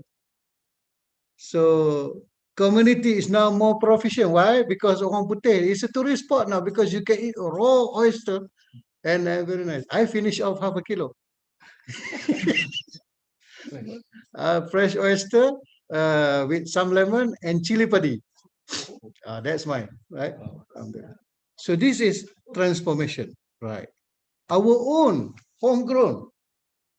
At the time when I was the director of Sensor, right, of Budi, of UCTC, there was and is, inshallah, hopefully, a 5-pronged transformation project divided into 3 phases: the short term, the middle term, and the long term. We're trying to transform that area we call in the state of Kampung Chenang in Cambodia, and this is only about 40 minutes, 1 hour from Phnom Penh, and it is the area called Kampung Ceruk Remiat. Okay, ceruk mean lorong, so all caruk palu ceruk mana-mana tu bahasa Kemboja lah tu, bahasa Cham, which means lorong, lorong, street, right? Rumiat is kunyit, right? Okay. So those kampung plus the kampung Suai PM in Mangga Manis apa semua tu, we want to transform this thing. So we have made kita dah write up the transformation plan. It is basically the short term 2 years, and then 3 years after that, and then 5 years after that. That means the long term is 10 years. Okay. So the areas that we have identified infrastructure. Right? Can you imagine a person living in Kandang Kebau, Kandang Lembu? One family. You know, right? Okay. So we have to think, if he has to live in that sort of thing, and whenever it rains, it's wet, everything's wet. Can you imagine he can think about how to develop this, how to develop that? Of course. Kalau itu pun tak ada macam mana kan. And then the other domain is education. Here we find the opportunity for pedagogy for the children, right, which is basically, kalau kita kat sini kita ajar bahasa Melayu, and you think it's bahasa Melayu, somebody, I do not know. Some say, kenapa kera di hutan kita susukan dan anak di rebaan di mati kelaparan? Saya minta maaf lah. But the kera, the anak di rebaan kat sini sekarang ada yang mati kelaparan. Mati kekenyangan ada lah. Okay, that's why kena pergi makan kat kera di hutan. Why did the kera come to us inside? Because they are hungry. Kita tak tanam pokok buah-buahan untuk dia. We took over the place, we cut the trees of their food, and then we didn't replace it by makanan. So this is not Khalifah, right? So when you shout about khair next time, think about those monkeys. And then education, the children pedagogy. I have apologized. Kalau terkasar, I apologize. And then andragogy, which is the adult. You imagine the Imam Oswal Pa'am has to receive us, right? And then he has to clean the masjid. And when we get into the toilet, he said, I'm very sorry, I haven't finished cleaning it. He has to clean it. Imam, you don't have a helper, no? You don't have committee, no? You do. If you are the Imam, you do everything yourself. There's no such thing as a committee masjid, nazir, apa semua. So when we know this, that is why we make kursus imam, right? And it's not only teaching the correct tajweed and so on, but the teaching of how to run, how to work together, how you must involve the whole people. So even we have to think of the way of thinking. This is the transformation, the mental revolution, the mental thinking, right? And then the health awareness domain, as we told you. Why we health awareness? The first thing I remember, Haji Zahari, dia dah pension dah, he's already retired. The first thing we went to the Madrasah Zuhur PM, and the Ustaz came, and the children came in, and then he wanted to start teaching. Zahari said, no, Ustaz, you can teach them in this pile of rubbish, because there were rubbish all in the classroom. So their budaya will transform. Before masuk kelas, dulu an-nadhafatu minal iman, ramai-ramai kata an-nadhafatu minal iman, sebab tu cakap dalam bahasa Cempah dia, right? And then we go in and we they clean it first and so on and so forth. This is one thing. And then in andragogy as well, right? This is awareness. I want to say something in andragogy. We were teaching the children Al-Fatiha, and then the mothers were coming, because the mothers were very interested. Some young mothers with holding children, right? And then going, looking through the window and repeating when we say A, B, C. A, A, B, B. They were repeating because they were illiterate. They did not finish school, and they are now young mothers, 18, 19, right? Okay, so when we taught the children, the Imam came and said, Ustaz, do we have class for the adult? What do you mean adult? These ladies, they want to learn how to read the Quran. Then so, okay, we do impromptu. We call, Alhamdulillah, some of the staff from CFS. When invited staff to join, it seemed the people from CFS came and joined. Right? Some ustazah, one in computer, one in RK. So we have to teach the ladies. Kita nak pakai sistem apa, Ustaz? Baghdadi, we use Baghdadi or we use Qurati? Come on, these people are illiterate. They cannot read even in the language. So you have to teach them from memorization.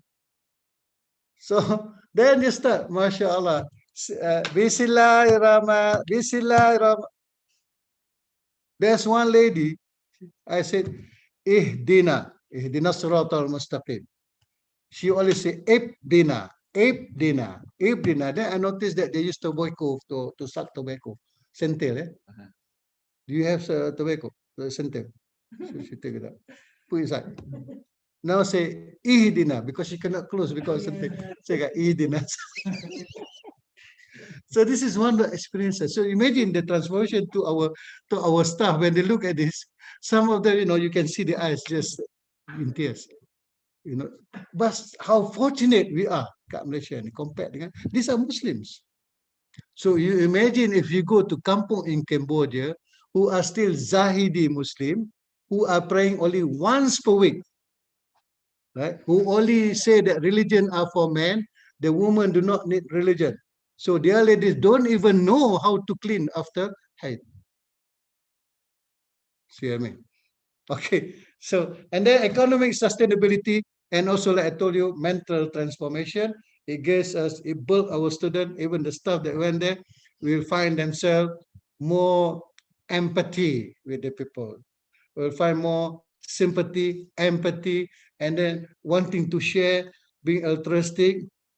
Okay, so this is what we want. So I'll give you just a picture of one example. If you want to see a lot more, inshallah, we can have, we can focus on that and we can go and see whatever that we can, what we can have. So in economic stability, we started the technology transfer knowledge of what they call it, fertigation techniques in planting chili. Right, but it didn't work out. It started ahead, but it didn't become healthy because of kita patut pakai the soil and sabut. It is the coconut husk, but they don't have that much coconut there. So we use sekam padi, and it's not. We need some more research to get the thing. And also they don't have the AB fertilizer, which you use here in fertigation, right? But they know the technique now. So now they don't plant in polybag. One of them took it up. They plant on land, but the watering system they use automatic from the reservoir where they put the baja dalam reservoir, right? So mental transformation, as I told you, the kursus for imam, and even the ownership that we are trying to start a school there. We already have a school. Ada sekolah, ada orang bagi duit, ada sekolah, and and what do you call it?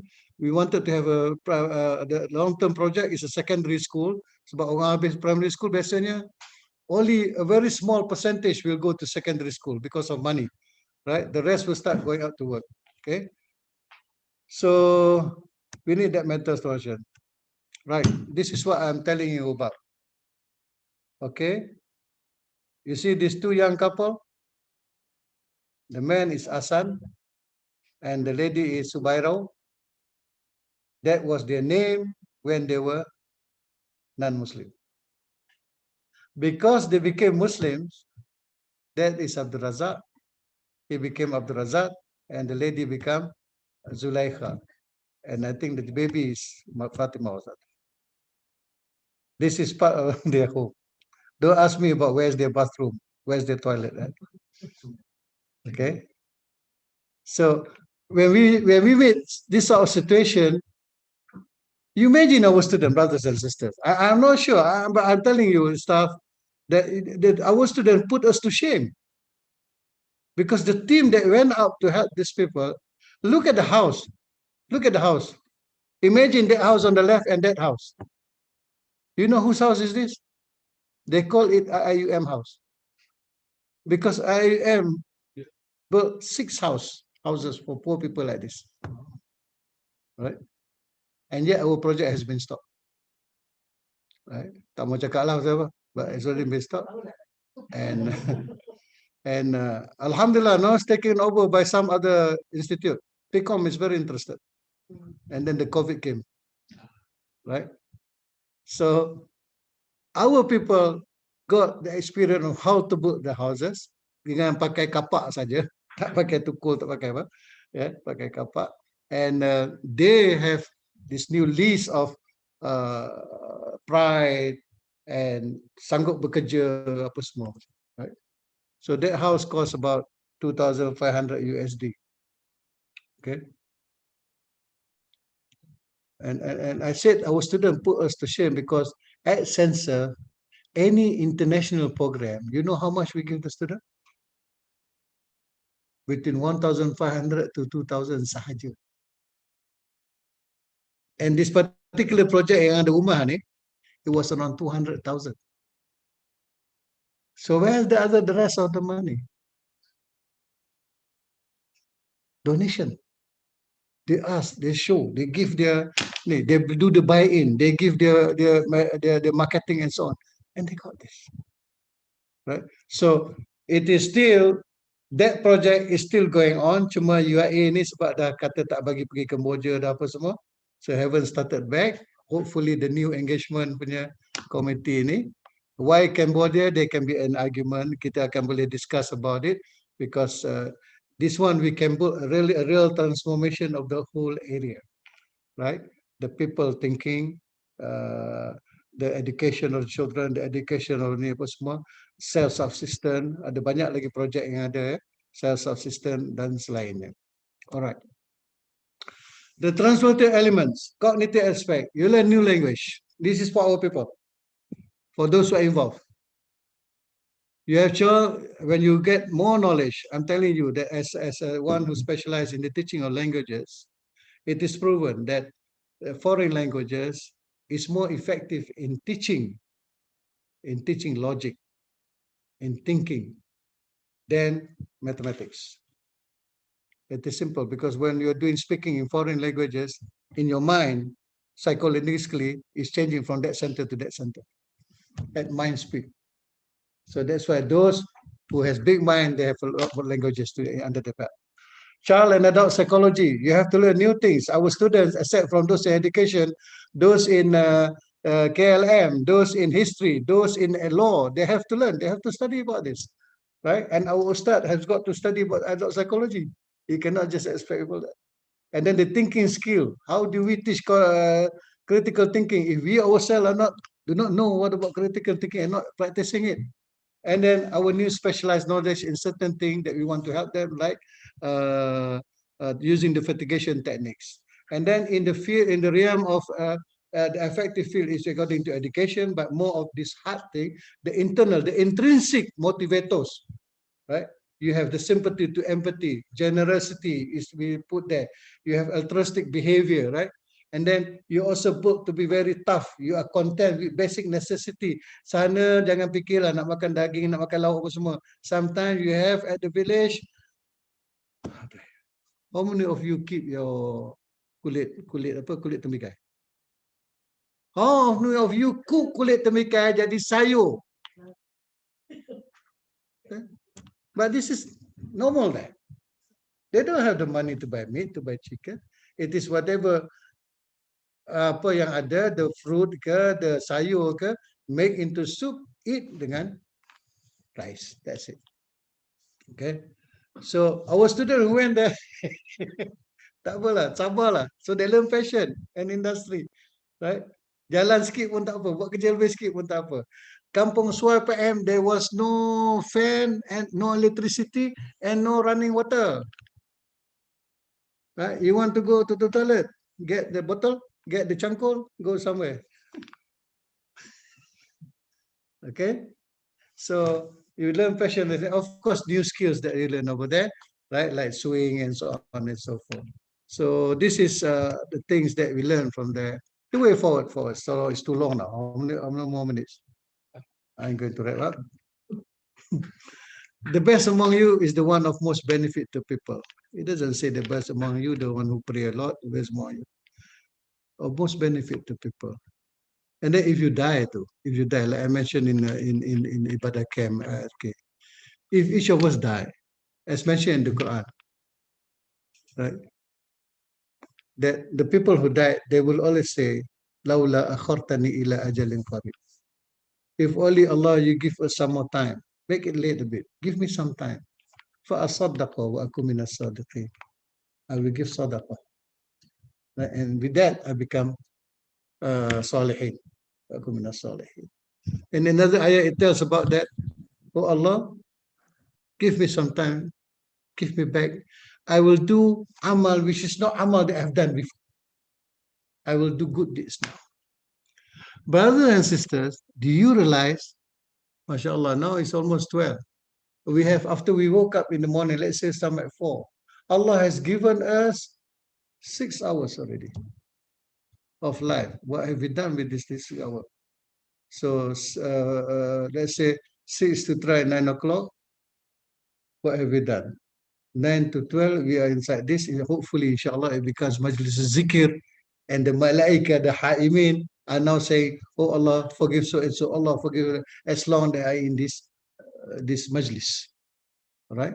But after this, what are you going to do? Because there in the morning when you woke up, if you only have reflect, right? I'm going to tell you about personal, right? So what is the thing to move forward, right? The first thing is that doing good to people. Of course, community service. Some say, well, during COVID, what can we do? Shame on you. My community service student, that co-curricular service, one of the group are doing hope letters. Just by writing the motivational experience, letters to your friend, whoever they are, during this COVID. Right? Right? I wrote to them, right? I am bound by this pandemic, COVID-19, right? But my readings and my thoughts are free to soar above all these walls, right? So this is motivation, right? So he has that, she has, the group has this motivation. This is community engagement with the student community. And I told them, not only I am, open it up. You have the whole world to motivate. Everyone is being locked down. Then the other group, online, right? A word a day, psychological word. What does it mean by that? Because now people are facing trauma and so on. So they're teaching people psychological word, 1 word a day on the Facebook, right? So one thing we can do, we can still do, get people to be involved with people, to help people to in the ways of goodness. Yeah. So the first one is institutional. Our university has got to systemize it. It should become part of the ingrained, embedded activity in some of the, you cannot all, in some of the subjects, academic subject. This is good that KCA is now going to look into the curriculum again. Look at, of course, anything new, anything change is something difficult, and you feel it's a burden. Why? Because you are used to being no changes. You are in your comfort zone, right? But if you know that you're going to die anytime, then you don't mind changes as long as it gets better, right? As long as it gets better. So some of the subjects got to that, and it must, the activities. Alhamdulillah, our Usra is going to involve with that, right?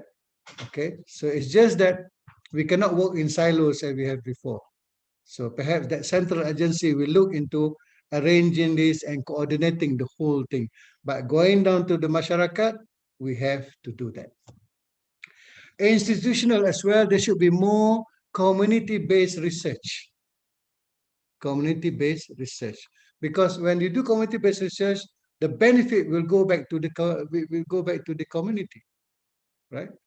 So let's say, for example, in Gomba, in part of the Gomba area, our sociologists can go and look at the families whose father are Dada, bukan mongrel, or Dada addicts. Look at this family. I'm quite sure there are hundreds of them. All right? Study and how we can help them, right? If the father shouldn't be at home, then he should have been home. We'll tell the authority, put him into detention somewhere, let the mothers work and do industries and business so that they can help their family. Okay, so this is something that can do in terms of research. If the University of Chiang Mai its faculty of architecture has a community-based project of, first the research is about Buddhist wooden temple, right? Certain design, the lotus motif, how it was done, and so on and so forth. And then that skill has been lost. So in the end, they found that the people still building through that skill are the artisans in Cambodia. So they imported 2 or 3 artisans to teach that kampong people this. So the whole now kampong is in the industry of building. There's no one yang tak ada kerja sekarang. No unemployed. Every one of them is into the building of Buddhist temple, the wooden Buddhist temple. Because small villages has they want this, right? So the whole of Thailand now will call this kampong to help them build, right? So that's just a project from Chiang Mai University on their research about the traditional wooden temples. So I don't want to mention to you, for example, in University of Songkla, right? They also have this, but that one is like Prof. Eileen is into the agro farming and so on and so forth. We can do it as well. I know because personally I have been with the former director, Dr. Kamis of INOSAM, right? And we were on the verge of producing, they were on the verge of producing fries, which is the babies. They hatch the babies from the Indo, from the Indo, what do you call Indo in Bahasa Melayu, in English? Okay. Ada ikan, right? Kalau kuda dipanggil start lah. So, and this Indo is the research subject of a Japanese researcher who caught it from off the coast of Pekan. It's a big one. It's about 20 kilogram, I think. And we were doing research on that. Right. They were able to produce fries which they want to sell to the kampong people, the fishermen there, and they taught them how to do the netting, to do the sangkar, and but then it was stopped. The innocent become just what do you call it? Part of the faculty of science. It is not a center of excellence anymore. So then that project was stopped before it becomes right.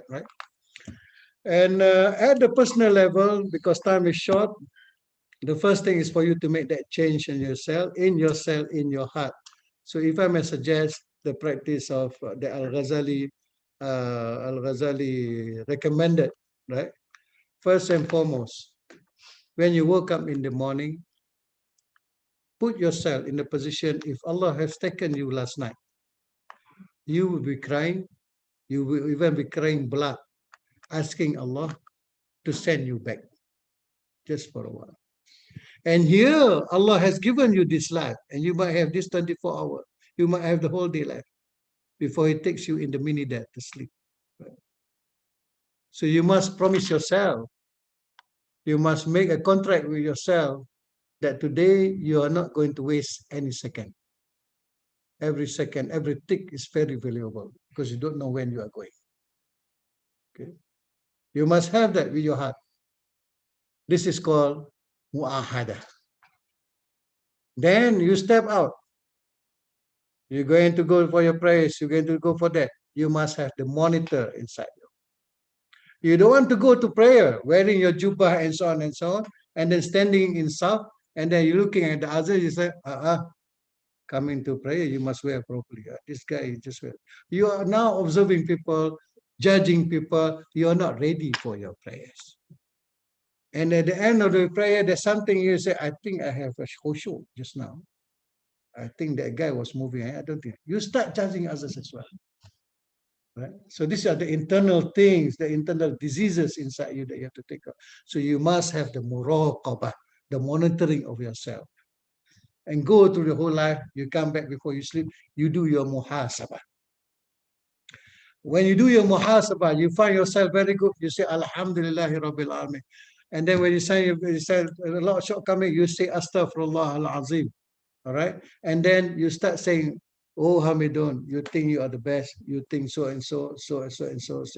Come on, I was counting my calorie intake, I was doing at 52 years old, I'm still running the whole game of football and so on and so forth. Allah just bagi jentik sikit. Aha, you think you know everything? Jentik sikit. There I got the heart attack, 2008.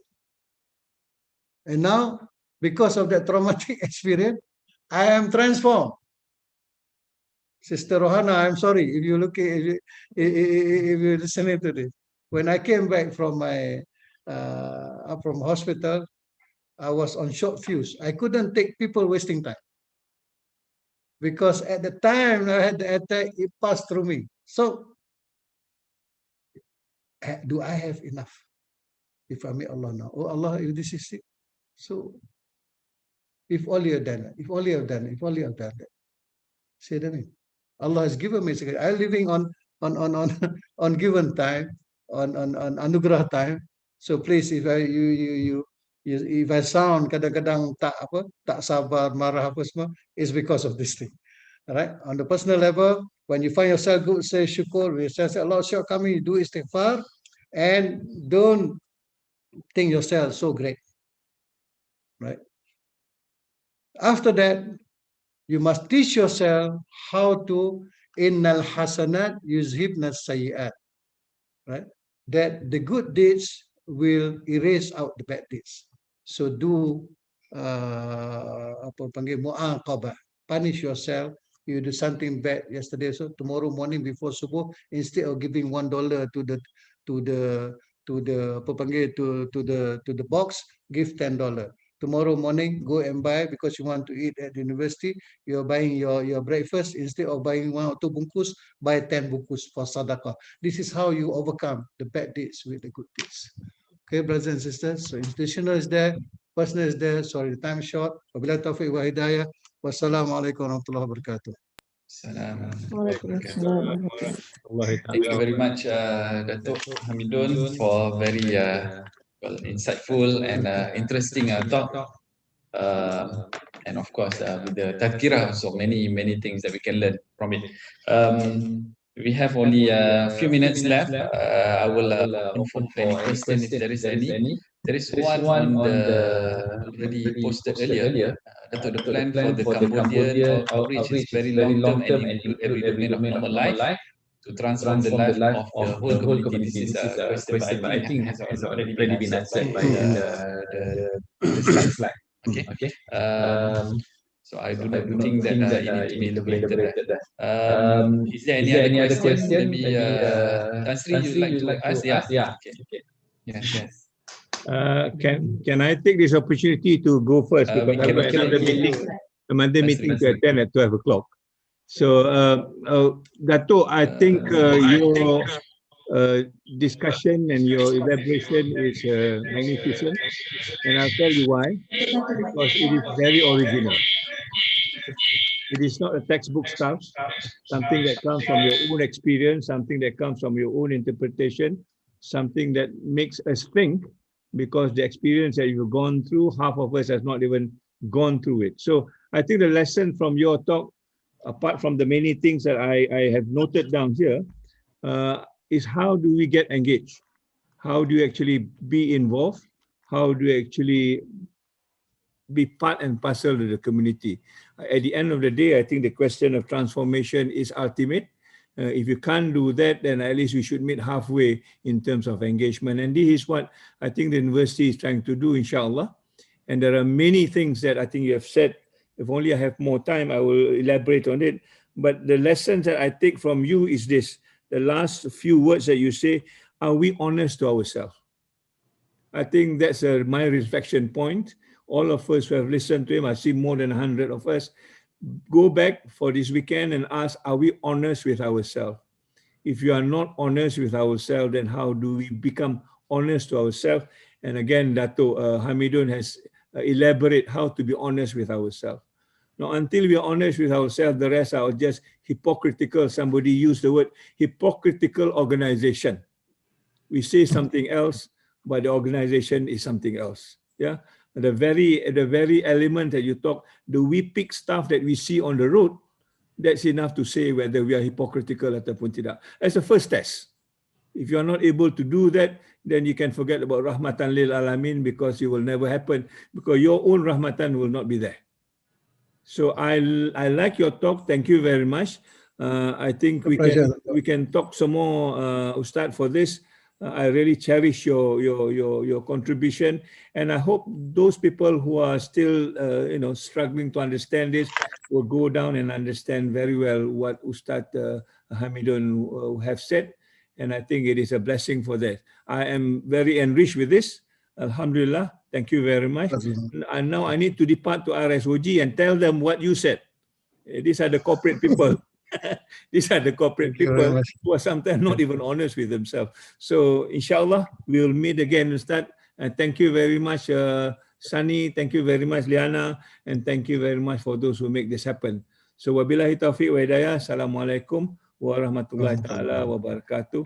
We'll see you again. Thank you, Tan Sri, for the good words. Okay, thank you, Tan Sri. My pleasure. I think as a little token that I can do, I hope I can do more. Okay, Assalamualaikum. I'll see you later. Waalaikumsalam warahmatullahi wabarakatuh.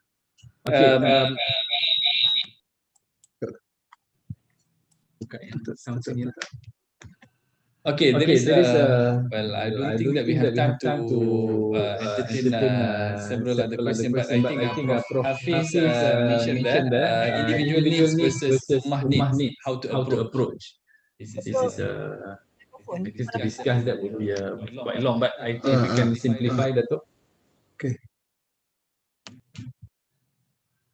Bismillah. Billah. Taufiq wal hidayah. Prof. Hafiz, thank you very much for the question. Individual needs and ummatic needs. There is time for everything. Times relevant for something is just like Rasulullah mentioned that there is time for everything. That means certain time is relevant for the ummah, certain time is relevant for the self. Now, looking at the Sahaba, we can only look at the other Sahaba. Rasulullah, of course, Rasulullah, he exemplified everything, but he have the Allah's help and Allah's what they call it, fortification, and all, and even the protection of Allah from mistakes. But you look at the Sahaba; these are normal people, right?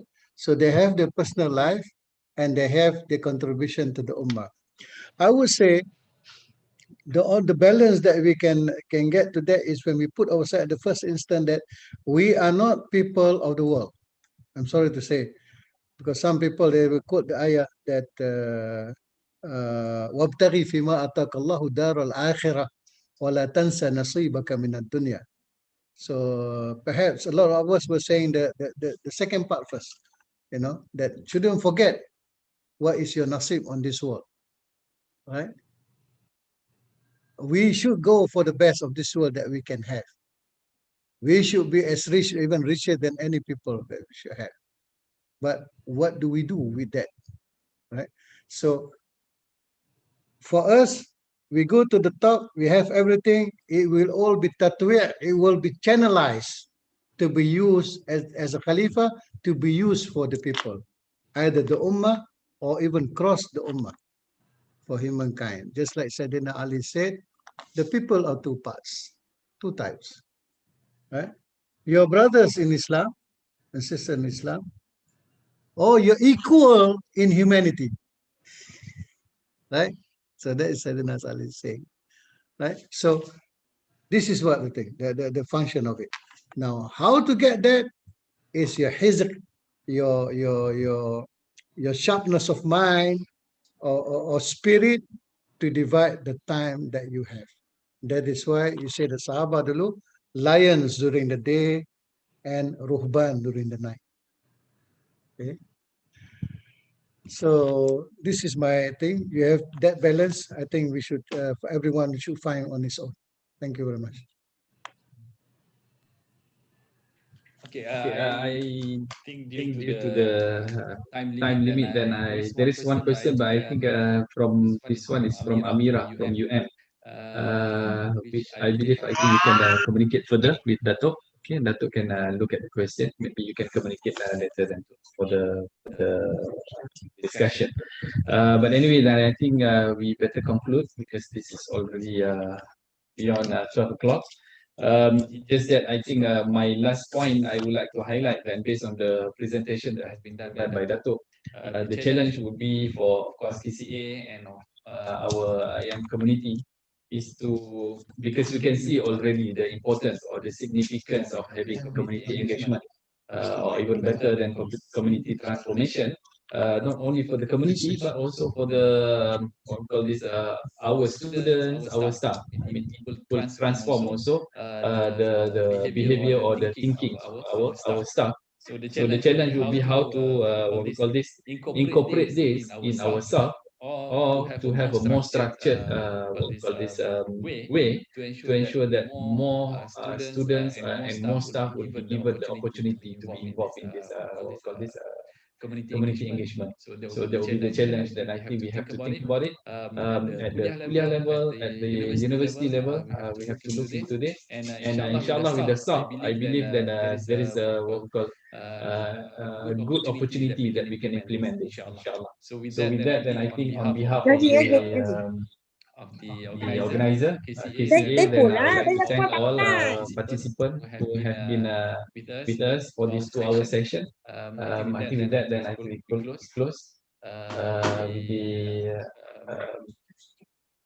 okay, yeah, okay, I'll pass back to MC.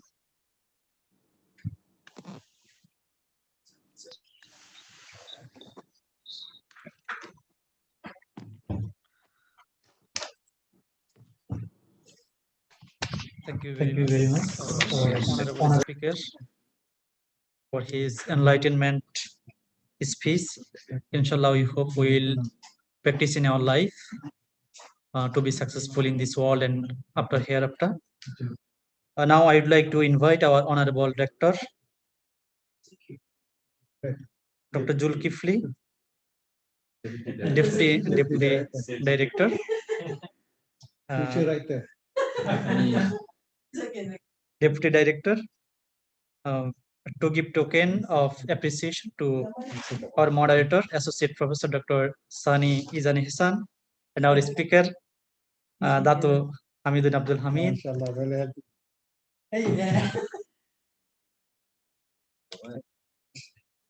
Satu lagi susah ni.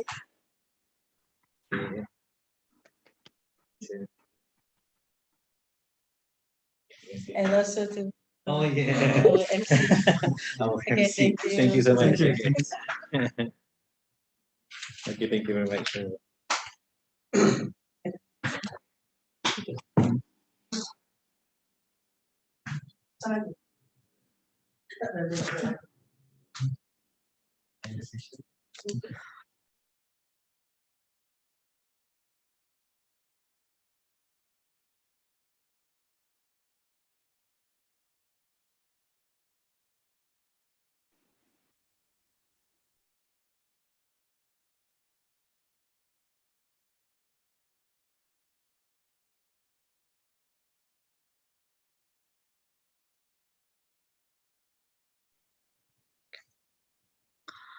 Alhamdulillah. Our dear participants, inshallah, we are end of this session. I hope we will enjoy this session and our speaker speech. Inshallah, we will practice in our life what our speaker said. Then we will be successful in our world, this life and hereafter. And inshallah, this is most important, I think, to me. We need to Islamize ourselves, our heart, then we will be able to Islamize our community, our society, our family, our country. Then will be very beautiful and peaceful society, inshallah. So again, I'd like to thank our all participants for your time and for your help for joining. Inshallah, again, thank you. Assalamu alaikum wa rahmatullahi wa barakatuh.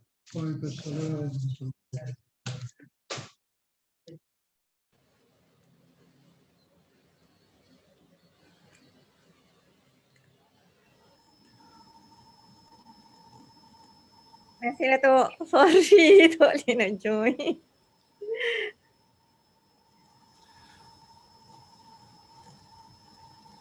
Yes, Assalamualaikum. Thank you very much semua. Good job.